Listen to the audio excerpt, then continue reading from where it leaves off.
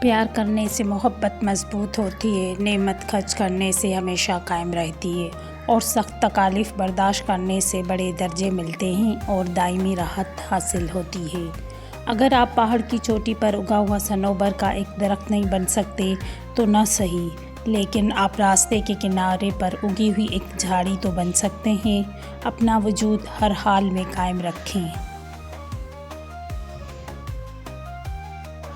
عادی ناکام آدمی کی طرف عادتاً کی گئی شکایت یہ ہوا کرتی ہے کہ مجھے زندگی میں کچھ کر کے دکھانے کا کوئی موقع نہیں ملا، مگر اس کے برعکس ثابت قدم کامیاب آدمی ہمیشہ یہی کہتا ہے کہ میرے پاس کچھ بھی نہیں تھا مگر میں نے پھر بھی کامیابی حاصل کی ہے۔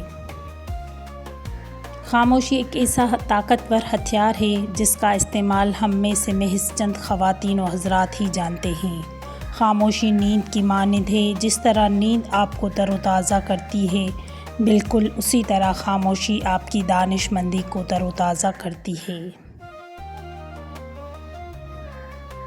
کامیابی کی پیمائش اس طرح نہیں کی جا سکتی کہ ہمارے ماتحت کتنے افراد ہیں، بلکہ اس طرح کی جا سکتی ہے کہ ہم نے کتنے افراد کی خدمت سر انجام دی ہے۔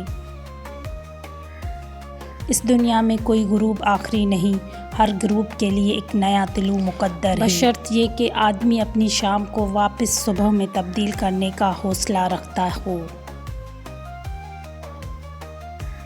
اللہ تعالیٰ ان چیزوں سے کینہ رکھتا ہے، اونچی آنکھیں، جھوٹی زبان، وہ ہاتھ جو بے گناہ کو آزار پہنچائے، وہ دل جو برے منصوبے بتائے، وہ پاؤں جو جلدی سے برائی کے لیے دوڑے، وہ گواہ جو جھوٹ بولے، اور وہ شخص جو بھائیوں کے درمیان جھگڑا برپا کرے۔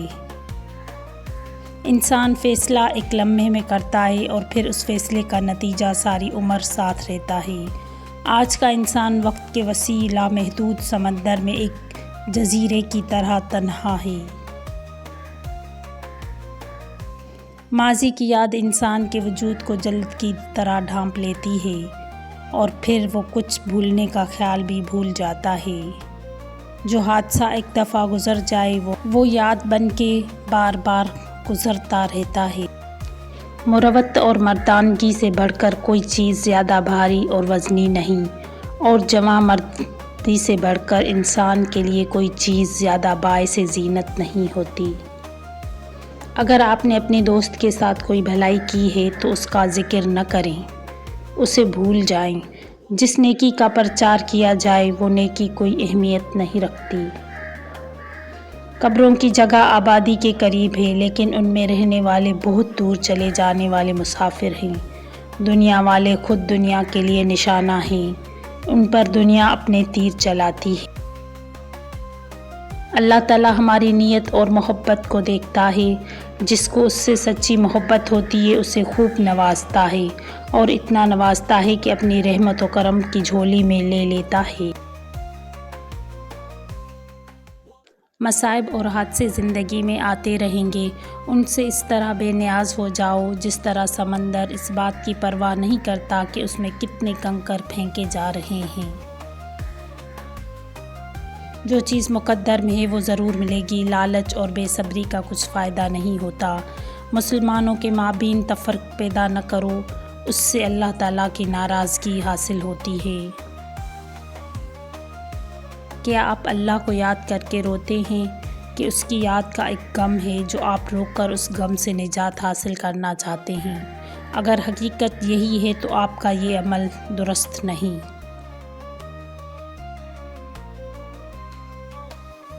اگر کوئی شخص نیک عمل کرتا تھا پھر بیماری کی وجہ سے وہ عمل نیک نہیں کر پاتا تو اللہ کی طرف سے ملائک کو حکم ہوتا ہے کہ بیماری کے زمانے میں بھی اس کے اس نیک عمل کو لکھتے ہیں۔ جب تجھے اپنی قوت و طاقت لوگوں پر ظلم کرنے کی طرف بلائے تو اس بات کو یاد رکھنا، اللہ پاک تجھے سزا دینے پر، مظلوموں سے ان کی تکلیف دور رکھنے اور تجھے اس میں مبتلا رکھنے پر قادر ہے۔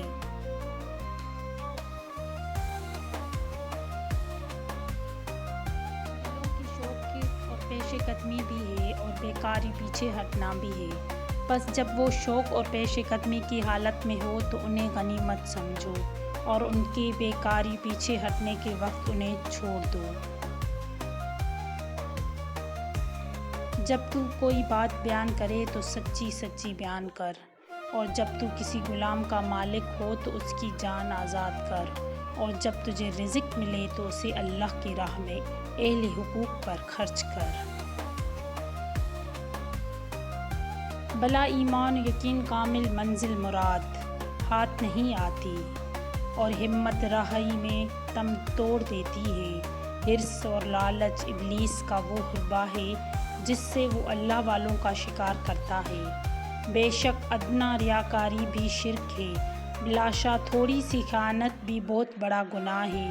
جو بندہ دن رات گناہوں میں مبتلا رہتا ہے تو کسی نہ کسی وقت اس کی گوشہ مالی ہو جاتی ہے۔ بیوی کے گلے میں رات کی رانی کے پھولوں کا ہار بنا کر ڈال دو تو دولت تمہارے پیچھے آئے گی۔